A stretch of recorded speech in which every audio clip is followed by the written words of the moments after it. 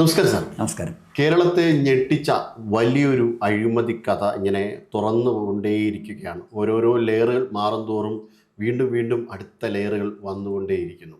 ഇത് എവിടെ ചെന്ന് അവസാനിക്കുമെന്ന് അറിയില്ല. അപ്പം നേരിട്ട് ചോദ്യത്തിലേക്ക് കടക്കാം. ചോദ്യം ഇതാണ്. ഇപ്പോൾ ഷോൺ ജോർജ് പറഞ്ഞിരിക്കുന്നത് ഇദ്ദേഹം പിണറായി വിജയൻ വൈദ്യുത മന്ത്രിയായിരുന്ന ആ സമയം മുതൽ ഇതുവരെയുള്ള അഴിമതി പണത്തിൻ്റെ ക്രയവിക്രയമാണ് ഇപ്പോൾ കാണിക്കുന്നതെന്നാണ്. അല്ല, ഇത് അദ്ദേഹം തെളിയിക്കണം. ഷോൺ ജോർജ് അത് തെളിയിക്കണം. ഇതിൻ്റെ ക്രയവിക്രയം നടന്നിട്ടുണ്ടോ, അദ്ദേഹം വൈദ്യുതി മന്ത്രിയായിരുന്നപ്പോൾ അഴിമതിയിലൂടെ എത്ര രൂപയാണ് ഉണ്ടാക്കിയത് എന്നുള്ള കാര്യം അദ്ദേഹം തെളിയിക്കണം. അതിപ്പോൾ ആരോപണത്തിൻ്റെ അവസ്ഥ നിൽക്കുന്നതല്ലേ. അതല്ലല്ലോ CPM നേരിടുന്ന പ്രധാനപ്പെട്ട പ്രശ്നം. തീർച്ചയായും ഇന്ന് CPM നേരിടുന്ന പ്രധാനപ്പെട്ട പ്രതിസന്ധി ഷോൺ ജോർജിൻ്റെ ആരോപണമല്ല, മറിച്ച് EDയുടെ വെളിപ്പെടുത്തലാണെന്നാണ് എൻ്റെ ഒരു വിശ്വാസം.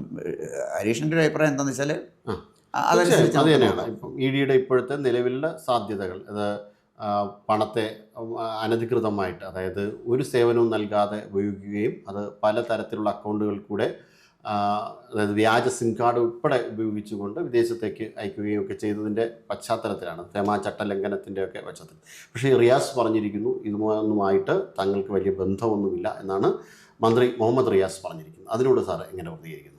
അല്ല, മുഹമ്മദ് റിയാസ് പറഞ്ഞിരിക്കുന്നത് ഞങ്ങളെങ്ങ് ഓടിപ്പോകാൻ പോകുന്നില്ല, ഞങ്ങൾ ഇതിനെ ഭയന്ന് ഓടാനേ പോകുന്നില്ല. അതിൻ്റെ പ്രശ്നം ഓടാൻ ഒക്കില്ല. എങ്ങോട്ടാണ് ഓടുന്നത്? തമിഴ്നാട്ടിലോട്ട് ഓടും, ബംഗാളിലോട്ട് ഓടും. പണ്ടാരാണ് പറഞ്ഞതുപോലെ ഒരു ഇഞ്ച് ഞാൻ ഇടി കൊണ്ടിട്ട് മാറിയില്ല, മതിൽ ചേർത്ത് ഇടിച്ചത്. അതാണ് സ്ഥിതി. അപ്പം അതിൻ്റെ അർത്ഥം എന്താണെന്ന് ചോദിച്ചു കഴിഞ്ഞാൽ അദ്ദേഹത്തിന് പോകാൻ ഇടമില്ല, ഓടാൻ ഒക്കില്ല. ഇത് ഫേസ് ചെയ്തേ പറ്റൂ.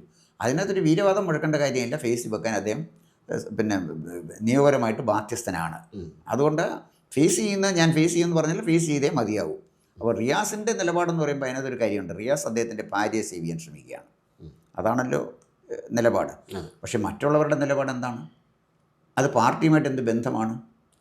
വീണ വിജയൻ്റെ കേസ് വന്നതിനകത്ത് പാർട്ടിയുമായിട്ട് ഇതിന് ബന്ധമില്ലല്ലോ. അതിന് അവർക്ക് എന്ത് ഒരു നിലപാടാണ് പറയാൻ കഴിയുന്നതെന്നുള്ളതാണ് പൊതുസമൂഹം നോക്കുന്ന ഒരു കാര്യം. ഈ പാർട്ടിക്ക് തീർച്ചയായിട്ടും ബന്ധമുണ്ടാകുമല്ലോ, കാരണം പിണറായി വിജയനാണ് അതിൻ്റെ പിൻ പോയിന്റ് എങ്കിൽ തീർച്ചയായിട്ടും അത് പാർട്ടിക്ക് ബന്ധം ഉണ്ടാവില്ലേ? അല്ല, പിണറായി വിജയൻ പിൻ പോയിൻ്റ് ആണെങ്കിൽ പിണറായി വിജയൻ നിരപരാധിയാണെന്ന് തെളിയിക്കല്ലേ പാർട്ടി ചെയ്യേണ്ടത്? പിണറായി വിജയനെ തൊടാനൊക്കില്ല, ഞങ്ങളുടെ നേതാവാണ്, ഞങ്ങളുടെ നേതാവിനെ തൊട്ടവനെ തട്ടുമെന്നും പറഞ്ഞാലൊന്നും കേരളത്തിൽ ഇനി നടക്കുമോ? അത് 10 വർഷം എന്തെങ്കിലുമൊക്കെ കാര്യങ്ങൾ ചെയ്തു, അതെല്ലാം നമ്മൾ കണ്ടുകൊണ്ടിരുന്നതാണ്. പിണറായി വിജയൻ അതിനകത്ത് പിന്നെ ഇൻവോൾവ് ആണോ ഇല്ലയോ എന്നുള്ള കാര്യം അന്വേഷണ ഏജൻസി അല്ലേ പറയേണ്ടത്? അതോ CPM ആണ്? പാർട്ടി പോലീസും പാർട്ടി കോടതി വിധിയെടുക്കാൻ പോകും. പാർട്ടി പോലീസ് അറസ്റ്റ് ചെയ്യുന്നു, പാർട്ടി കോടതി വിധിയിടുന്നു. അത് പറ്റില്ലല്ലോ. തീവ്രത കുറഞ്ഞ അഴിമതി വല്ലതാണോ ഇത്? തീവ്രത കൂടിയ അഴിമതിയല്ലേ? അല്ല, പാർട്ടി പറയുന്ന ചിലപ്പോൾ തീവ്രത കുറഞ്ഞതും കൂടിയതൊക്കെ അവർക്ക് അളക്കാനുള്ള ആയുധങ്ങൾ ഉള്ളതുകൊണ്ട് ചോദിച്ചതാണ്. അല്ല, അവർക്ക് വേണമെങ്കിൽ തീവ്രത കുറഞ്ഞ അഴിമതിയാണെന്ന് പറഞ്ഞാലും കോടതിയുടെ മുന്നിൽ അഴിമതിയല്ലേ ഉള്ളൂ. തീവ്രതയുടെ അടിസ്ഥാനത്തിലല്ലല്ലോ പ്രശ്നം. അഴിമതിയുടെ അടിസ്ഥാനത്തിലല്ലേ നമ്മൾ ശിക്ഷ വിധിക്കുന്നത്. എന്താണ് ഇതിൻ്റെ അഴിമതിയുടെ ഒരു ഗ്രാവിറ്റി സാറ് ചിന്തിക്കുമ്പോൾ? അഴിമതിയുടെ ഗ്രാവിറ്റി പിണറായി വിജയൻ അധികാരത്തിൽ വന്നതിന് ശേഷം വളരെ വലിയ ആഴവും വ്യാപ്തിയും ഒക്കെയുള്ള ഒരുപാട് ആരോപണങ്ങളാണ് അദ്ദേഹത്തിൻ്റെ പേരിൽ വന്നിരിക്കുന്നത്. ഉദാഹരണത്തിന് സ്വപ്ന സുരേഷ് അവരൊരു വെളിപ്പെടുത്തൽ നടത്തിയത് പിണറായി വിജയൻ, അദ്ദേഹത്തിൻ്റെ സഹധർമ്മിണി, അദ്ദേഹത്തിൻ്റെ മകള് അടക്കം എല്ലാവരെയും ഉൾപ്പെടുത്തിയാണ് പറയുന്നത്. അന്ന് സ്വപ്ന സുരേഷ് പ്രതിക്കൂട്ടി നിർത്തിയത് പിണറായി വിജയൻ്റെ സഹധർമ്മിണിയാണ്. ഷാർജ സുൽത്താൻ്റെ വിസിറ്റുമായി ബന്ധപ്പെട്ട് അവരുടെ ഭാര്യയും മുഖ്യമന്ത്രിയുടെ ഭാര്യയും, സുൽത്താൻ്റെ ഭാര്യയും മുഖ്യമന്ത്രിയുടെ ഭാര്യയും നടത്തിയ അഭിമുഖത്തിൽ അവർക്ക് ബ്രൈബ് ഓഫർ ചെയ്തു എന്ന് പറയുന്നു. ഇത് പറയുകയാണല്ലോ, എഴുതി വെച്ചിരിക്കുകയല്ലേ. സ്വാഭാവികമായിട്ട് എന്താ ചെയ്യേണ്ടത്? ഹരീഷിനെക്കുറിച്ച് ഒരാൾ മോശമായി എഴുതി, അസത്യം എഴുതിയാൽ നമ്മൾ ആദ്യം ചെയ്യുന്നത് എന്താണ്? കോടതിയെ സമീപിക്കണ്ടേ? കേസ് ഡിഫോമേഷൻ കേസ് കൊടുക്കണ്ടേ? ആ കാര്യത്തിലൊന്നും പറയാതെ പാർട്ടി റോഡേ കിടന്ന് ഈ ചെറുപ്പക്കാർ പിള്ളേർക്ക് അടികൊള്ളിച്ചിട്ട് കാര്യം എന്തായിരിക്കുന്നു? ഇത്തരം പ്രശ്നങ്ങളെ നിയമപരമായിട്ട് നേരിടാതെ തെരുവിൽ നേരിടാൻ പോകുന്നു എന്ന് പറയുന്നത് തന്നെ പാർട്ടി തോറ്റതിൻ്റെ അർത്ഥമല്ലേ? അതിനെന്താ സംശയിക്കേണ്ട കാര്യം എന്താണ്? സ്വപ്ന സുരേഷ് ഈ വെളിപ്പെടുത്തൽ നടത്തിയപ്പോൾ ഞങ്ങളുടെ പോളിറ്റ് ബ്യൂറോ മെമ്പർ, ഞങ്ങളുടെ മുഖ്യമന്ത്രിക്കെതിരെയാണ് സ്വപ്ന സുരേഷ് ഈ വെളിപ്പെടുത്തൽ നടത്തിയത് എന്ന് പറഞ്ഞ് ശക്തമായിട്ട് അവർക്ക് നിയമ നടപടി സ്വീകരിക്കാമായിരുന്നല്ലോ. പിണറായി വിജയന് പല തലങ്ങളും ഉണ്ടല്ലോ. അദ്ദേഹം പാർട്ടിയുടെ മുൻ സെക്രട്ടറിയാണ്, മുഖ്യമന്ത്രിയായിരുന്നു, പാർട്ടിയുടെ പോളിറ്റ് ബ്യൂറോ മെമ്പറാണ്. അതിന് പകരം ഇതിന് പാമ്പിടിച്ച് പിള്ളേരെ എന്തിനാ തല്ലി വിളിക്കാൻ പോകുന്നത്? അതുകൊണ്ട് എന്ത് നേട്ടമാണ് ഈ പാർട്ടി ഉണ്ടാക്കാൻ പോകുന്നത്? അല്ല, പെട്ടെന്ന് ഇതിനെ സഡനായിട്ട് ചേഞ്ച് ചെയ്യാം, അല്ലെങ്കിൽ ഇതിനെ അട്ടിമറിക്കാം, അങ്ങനെ എന്തെങ്കിലും ഒരു പദ്ധതിയായിരുന്നു ഒരുങ്ങിയിരുന്നത്? അത് അത്ര എളുപ്പമല്ല ഹരീഷൻ. കാരണം വെച്ചാൽ ഇപ്പോഴേ ഒന്നാമത്തെ കാര്യം, അടികൊള്ളാൻ പിള്ളേർ പോവില്ല. പുഷ്പനാകാൻ ആരും ആഗ്രഹിക്കുന്നത്? ആരും പുഷ്പനാകാൻ ആഗ്രഹിക്കത്തില്ല. അപ്പോൾ കണ്ണൂക്കാരെ ആഗ്രഹിക്കുന്ന അവരുടെ റോൾ മോഡൽ റിയാസാണ്. പുഷ്പനല്ല.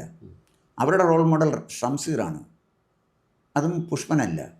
പിന്നെ കേരളത്തിലെ ആളുകളുടെയൊക്കെ പിന്നെ റോൾ മോഡൽസ് നമുക്കറിയാമല്ലോ. CPM-ലെ സ്വലോലുപന്മാരായ നേതാക്കന്മാരാണ് ഇപ്പോഴത്തെ ചെറുപ്പക്കാരുടെ റോൾ മോഡൽ. ഇതിൽ പാർട്ടിക്ക് പങ്കില്ല എന്ന് പറയുമ്പോഴും പാർട്ടി ജില്ലാ സെക്രട്ടേറിയറ്റ് അംഗം ഇതിനകത്ത് അന്വേഷണ വിധേയമാക്കപ്പെട്ടിട്ടുണ്ട്. കഴിഞ്ഞ ദിവസങ്ങളിലൊക്കെയും ഫറൂഖിലെ കേന്ദ്രീകരിച്ചുകൊണ്ട് അദ്ദേഹത്തിൻ്റെ വീട്ടിലേക്ക് ചെന്നതാണ് നിഖിൽ. അതോടൊപ്പം തന്നെ മറ്റൊരു പാർട്ടി നേതൃത്വത്തിൽപ്പെട്ട ആൾ റിയാസിൻ്റെ ഒരു അടുത്ത സുഹൃത്ത് അവരുടെ ക്യാപിറ്റൽ മാർബിൾ ആൻഡ് ഗ്രാനൈറ്റിലേക്ക് റെയ്ഡ് നടത്തി. അപ്പോൾ ഇങ്ങനെ പല മേഖലകളിലേക്കും റെയ്ഡ് വ്യാപിക്കുകയാണ്. ഈ റെയ്ഡ് യഥാർത്ഥത്തിൽ ചെന്ന് തറയ്ക്കുന്നത് റിയാസിൻ്റെ സുഹൃത്ത് വലയങ്ങളിലേക്ക് കൂടിയാണ്. അങ്ങനെയെങ്കിൽ റിയാസിന് ഇതിനകത്ത് എന്താണ് പങ്ക്? അത് തെളിയിക്കപ്പെടേണ്ടതാണ്. എന്തായാലും ശരി, ഈ അന്വേഷണത്തിൻ്റെ പോക്ക് കണ്ടിട്ട് അന്വേഷണത്തിൻ്റെ വ്യാപ്തി വർദ്ധിക്കുകയാണ്. അതായത് സാർ കരുതുന്നുണ്ടോ റിയാസിന് ഇതിൽ നേരിട്ട് പങ്കുണ്ടാകും എന്ന്? റിയാസിന് നേരിട്ട് പങ്കില്ലാതിരിക്കാൻ എന്താ കാരണം? കാരണം വീണ വിജയൻ്റെ ഒരു കേസിൽ പെട്ടാൽ എക്സാലോജിക്ക് വീണ വിജയൻ്റെ കമ്പനിയല്ലേ, അത് നിഷേധിക്കാൻ ഒക്കത്തില്ലല്ലോ. അവരുടെ ഏകാംഗ കമ്പനിയാണ്, വേറെ ഒരു പാർട്ണർഷിപ്പ് കമ്പനിയൊന്നുമില്ല, അവരുടെ സ്വന്തം കമ്പനിയാണ്. പിന്നെ ലേക്കർ ഇന്ത്യ അതിനെക്കുറിച്ചുള്ള രേഖകളില്ലെന്ന് പറയുന്നു. അപ്പോൾ റിയാസിൻ്റെ അടഞ്ഞു കിടക്കണം. അപ്പോൾ റിയാസിൻ്റെ ഭാര്യ ഒരു കേസിൽ പ്രതിയായാൽ, അതും ഒരു അഴിമതി കേസിൽ പ്രതിയായാൽ റിയാസിന് ഉത്തരവാദിത്വം ഇല്ലെന്ന് റിയാസിനും പറയാൻ പറ്റില്ല, നമുക്കും പറയാൻ പറ്റില്ലല്ലോ. പിന്നെ എന്തുകൊണ്ടാവും ഇരുമ്പ് മറവച്ച് തീർക്കുവാനാണ് അദ്ദേഹം പറയുന്നത് ഞങ്ങൾക്കിതിനകത്ത് പങ്കൊന്നുമില്ല, അങ്ങനെ പങ്കുണ്ടെങ്കിൽ തെളിയിക്കട്ടെ, ഒളിച്ചോടാനൊന്നും പോകുന്നില്ല, എന്തുകൊണ്ടായിരിക്കും? അല്ല, അത് ഈ പിന്നെ അവസാനത്തെ നിമിഷത്തെ കൈകാലിട്ടടിയാണ്. കാരണം വളരെ പ്രകടമല്ലേ, റിയാസിൻ്റെ സുഹൃത്തുക്കളിലേക്ക് അന്വേഷണം നീങ്ങി എന്ന് പറഞ്ഞാൽ അർത്ഥം എന്തെങ്കിലും വിവരം കിട്ടാതെ പോകില്ലല്ലോ. റിയാസിൻ്റെ സുഹൃത്തുക്കൾ ഈ കോഴിക്കോട്ടെ നിഖിൽ മാത്രമൊന്നുമല്ലല്ലോ, വേറെ ഒരുപാട് സുഹൃത്തുക്കളില്ലേ, DYFയുടെ നേതാവായിരുന്നില്ലേ. എന്തുകൊണ്ട് ഷംസീറിൻ്റെ വീട്ടിലോട്ട് അന്വേഷണം പോയില്ല? എന്തുകൊണ്ട് MP ജയരാജൻ്റെ വീട്ടിൽ അന്വേഷണം പോയില്ല? ഇവരൊക്കെ പാർട്ടി പ്രധാനപ്പെട്ട ആളുകളല്ലേ. അല്ലെങ്കിൽ P ജയരാജൻ്റെ വീട്ടിൽ പോയില്ല.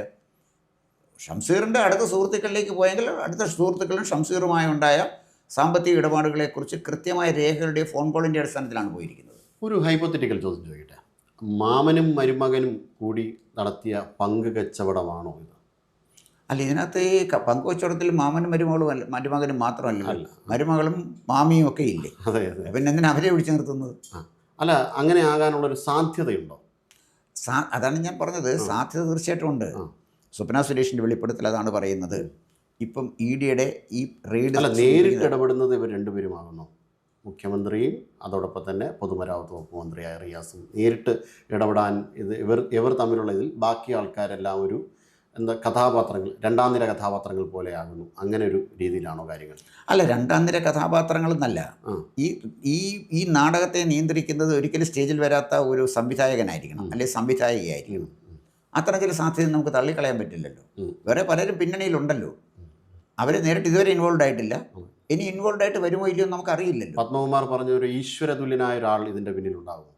അതിനുശേഷം പത്മകുമാറിനെതിരെയുള്ള അന്വേഷണം ഇതിലല്ല ഞാൻ ചോദിച്ചത്. അല്ല, അതാ പറഞ്ഞത്, ഈശ്വരൻ തുല്യനോ ഈശ്വര തുല്യ ആളുകൾ വരാം, ഇതിൻ്റെ പിന്നിൽ വരാം. അതിനെയും അന്വേഷണത്തിലാണ് നമ്മൾ കണ്ടെത്തേണ്ടത്. അതാണ് ഞാൻ പറഞ്ഞത്, ഇത്രയും മാത്രം ആരോപണ വിധേയനായ ഒരു രാഷ്ട്രീയ നേതാവ് ഇന്ത്യൻ രാഷ്ട്രീയത്തിലില്ല പിണറായി വിജയനെ പോലെ. കമ്മ്യൂണിസ്റ്റ് പാർട്ടി സെക്രട്ടറിമാർ ആരുണ്ട്? സീസ് കണാരനായിരുന്നു ആദ്യത്തെ പാർട്ടി സെക്രട്ടറി. ഇപ്പോൾ സെക്രട്ടറി ആയിട്ടിരിക്കുന്നത് MV ഗോവിന്ദനാണ്. MV ഗോവിന്ദന് വരുന്നതിന് മുമ്പ് കോടിയേരി ബാലകൃഷ്ണനായിരുന്നു. അപ്പോൾ സംസ്ഥാന പാർട്ടിയുടെ ചരിത്രത്തിൽ ആദ്യമായിട്ടാണ് CPIM-ൻ്റെ സംസ്ഥാന സെക്രട്ടറിയായിട്ട് ഒരാൾക്കെതിരെ അഴിമതി ആരോപണം വരുന്നത്. അത് ശ്രീ പിണറായി വിജയനെതിരായിട്ടാണ്. ഇതുവരെ പോയ കേസിൻ്റെ ഒരു ഗതി അനുസരിച്ച് പിണറായി വിജയൻ്റെ മടിയിൽ കനമുണ്ടാകാൻ കൂടുതൽ സാധ്യതയില്ലേ? അതുണ്ട്. പക്ഷേ അതിൻ്റെ അതൊരു കേസിൻ്റെ ഗതിയിൽ ഞാൻ ആശങ്കപ്പെടുന്ന ഒരു കാര്യം, ഈ ED ഈ കേസ് എങ്ങോട്ട് കൊണ്ടുപോകും എന്നുള്ളതാണ്. ED സമ്മർദ്ദത്തിന് വിധേയമാകുമോ? ED സമ്മർദ്ദത്തിന് വിധേയമാണെങ്കിൽ കേന്ദ്ര ഗവൺമെൻറ് വിചാരിച്ചെങ്കിലേ പറ്റൂ. അപ്പോൾ ഇത് CPM-നെ മാത്രം ബാധിക്കുന്നൊരു പ്രശ്നമല്ല, BJPയുടെ ക്രെഡിബിലിറ്റിയും ബാധിക്കുന്ന പ്രശ്നമാണ്. കേന്ദ്ര ഗവൺമെൻറ് ക്രെഡിബിലിറ്റിയെ ബാധിക്കുന്നൊരു പ്രശ്നമാണ്. കുരുക്കുകളില്ലാതെ, ചരടുകളില്ലാതെ ഈ കേസ് അന്വേഷിക്കാൻ EDയെ കേന്ദ്ര ഗവൺമെൻറ് അനുവദിക്കുമോ? അതൊരു പ്രധാനപ്പെട്ട പ്രശ്നമാണ്, അല്ലേ? അപ്പം അതിനകത്ത് ഒരുപാട് ആരോപണങ്ങളും പ്രത്യാരോപണങ്ങളും വരുന്നുണ്ട്. അപ്പോൾ EDയുടെ അന്വേഷണം CPM-നെ മാത്രമല്ല BJPയെയും സംശയത്തിൻ്റെ നിഴലിൽ പൊളിറ്റിക്കൽ കോംപ്രമൈസ് ഉണ്ടാകാനുള്ള സാധ്യത ഉണ്ടാക്കിയാൽ തന്നെ വലിയ പ്രശ്നമാകും. പൊളിറ്റിക്കൽ കോംപ്രമൈസ് ഉണ്ടായാൽ തീർച്ചയായിട്ടും കോൺഗ്രസിനെ സംബന്ധിച്ചിടത്തോളം അവർക്ക് ഒരു 10-15 വർഷത്തേക്കുള്ള വാതിൽ. പിന്നെ അവർ തമ്മിലടിച്ചെങ്ങനെ പോകുമെന്ന് എനിക്കറിഞ്ഞുകൂടാ. ബി ജെ പിയുടെ ഒരു സർവനാശമായിരിക്കും ഇതിനകത്ത് പൊളിറ്റിക്കൽ കോംപ്രമൈസിന് പോകാൻ കഴിയും എന്ന് എനിക്ക് തോന്നുന്നില്ല.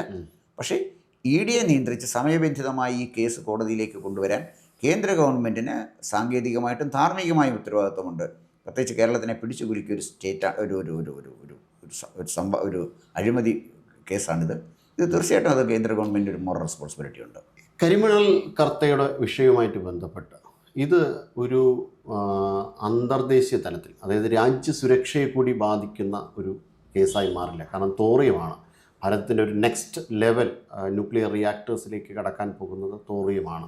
തോറിയത്തിന് ന്യൂക്ലിയർ ഫ്യൂഷൻ പോലുള്ള സാധ്യതകളുണ്ട്. ആ ഒരു അർത്ഥത്തിൽ ഇത് എങ്ങോട്ടായിരിക്കും ഇതിൻ്റെ ചരടുകൾ ചെന്ന് പതിക്കാൻ പോവുക? അത് പ്രവചനാതീതമാണ് ഹരി. കാരണം എന്നറിയാം, ഇതിനകത്തേക്ക് കേസ് കരിമണലിലേക്ക് പോവുകയും കരിമണൽ സംസ്കരിച്ചെടുക്കുന്ന തോറിയവും അതിൻ്റെ വിൽപ്പനയും, അല്ലെങ്കിൽ കരിമണൽ തന്നെ തോറിയം എടുക്കത്തക്ക വിധത്തിൽ വിദേശ രാജ്യങ്ങളിലേക്കോ വിദേശ വ്യാപാരികൾക്കോ സ്ഥാപനങ്ങൾക്കോ കൊടുക്കൂ ഒക്കെ ചെയ്തിട്ടുള്ള കാര്യങ്ങൾ എന്തെങ്കിലും സംഭവിച്ചിട്ടുണ്ടെങ്കിൽ നമുക്കിത് അനന്തമാണ് ഇതിൻ്റെ ആരോപണത്തിൻ്റെ വ്യാപ്തി. അതുകൊണ്ട് നമുക്ക് അതിനെക്കുറിച്ച് ഇപ്പോൾ പറയാൻ പറ്റില്ല. സംശയത്തിൻ്റെ കാര്യത്തിലൊരു കാര്യം പറയാൻ പറ്റില്ലല്ലോ. ഇപ്പം നമുക്ക് എക്സാലോജിക്കും അല്ലെങ്കിൽ ലേക്കറിൻ്റെയും മുഹമ്മദ് റിയാസും വീണയും ഒക്കെ ആയിട്ട്, അല്ലെങ്കിൽ പിണറായി വിജയൻ വരെ ഒതുങ്ങുന്നൊരു ചർച്ചയും നമുക്ക് സാധ്യമാകത്തുള്ളൂ. അതിനപ്പുറത്തൊരു തലമുണ്ടെന്നുള്ളത് നമുക്ക് കാത്തിരുന്നു. Legalised plunder and organised looting ഇതിനകത്തേക്ക് കൃത്യമായിട്ട് വരുന്നുണ്ടല്ലോ അല്ലേ? അത് ആദ്യത്തെ നിയമപരമായിട്ട് വളരെ കൃത്യമായ നിയമത്തിനപ്പുറം നിന്നിട്ടല്ല പല കാര്യങ്ങളും ചെയ്തത്. നിയമവിധേയമായിട്ടാണ് ചില കാര്യങ്ങളൊക്കെ ചെയ്തത്. ആ നിയമം ഉപയോഗിച്ചുകൊണ്ട് തന്നെ നിയമവിരുദ്ധമായ പ്രവർത്തനം നടത്തുന്നു. ഒരു ഓർഗനൈസ്ഡ് ആയിട്ട് ഒരുപാട് കക്ഷികൾ ചേർന്ന് അത് അങ്ങനെ ആവുന്നുണ്ട്. ഒരു സ്റ്റേറ്റ് ഓർഗനൈസ്ഡ് പ്ലണ്ടർ. അത് ലീഗലൈസ്ഡ് പ്ലണ്ടർ എന്ന് പറഞ്ഞാലും ദറ്റ്സ് പ്ലണ്ടർ. ബേസിക്കായിട്ട് പ്ലണ്ടറാണ്, കൊള്ളയാണ്. കൊള്ളയ്ക്ക് ഒരിക്കലും ലീഗലൈസ് ചെയ്യാൻ പറ്റുകയില്ല. അത് ഇല്ലീഗലാണ്. ഇന്നല്ലെങ്കിൽ നാളെ അത് ഇല്ലീഗലാണെന്ന് പ്രൂവ് ചെയ്യാൻ പറ്റും. പിന്നെ ഓർഗനൈസ്ഡ് ലൂട്ടിംഗ് ആണെന്നുള്ള കാര്യം അതിന് സംശയിക്കേണ്ട കാര്യമില്ല. അത് നോക്കാതിരുന്ന് കാണാം. തീർച്ചയായും ഇതിനകത്തേക്ക് കൂടുതൽ പ്രതികൾ വരാനുണ്ട്, പിന്നണിയിൽ പ്രവർത്തിക്കുന്ന ആൾക്കാർ വരാനുണ്ട്. എന്തായാലും കേരളത്തെ അതിൻ്റെ ചരിത്രത്തിൽ ഇന്നോളം കാണാത്ത രീതിയിലുള്ള അഴിമതി കഥകളിലേക്കാണ് കൊണ്ടുപോയിരിക്കുന്നത്. പാർട്ടി അത് തങ്ങൾ ശുദ്ധരാണ്, തങ്ങളുടെ കൈകൾ ശുദ്ധരാണ്, തങ്ങളുടെ മടിയിൽ കനമില്ല എന്ന് തെളിയിക്കേണ്ടി തന്നെ ഇരിക്കുന്നു. അല്ലെങ്കിൽ ചരിത്രത്തിൽ അകപ്പെടാൻ പറ്റുന്ന ഏറ്റവും വലിയ ദുരന്തത്തിലേക്കായിരിക്കും ഇടതുപക്ഷ പ്രസ്ഥാനങ്ങൾ പോകാൻ പോകുന്നത്. കൂടുതൽ വാർത്തകളും വിശേഷങ്ങളും നേരിട്ട് ലഭിക്കാൻ ജനങ്ങളിൽ നിന്ന് ജനങ്ങളിലേക്ക് ജനഭൂമി ന്യൂസ് സബ്സ്ക്രൈബ് ചെയ്യൂ. ബെൽ ബട്ടൺ അമർത്താനും മറക്കരുത്.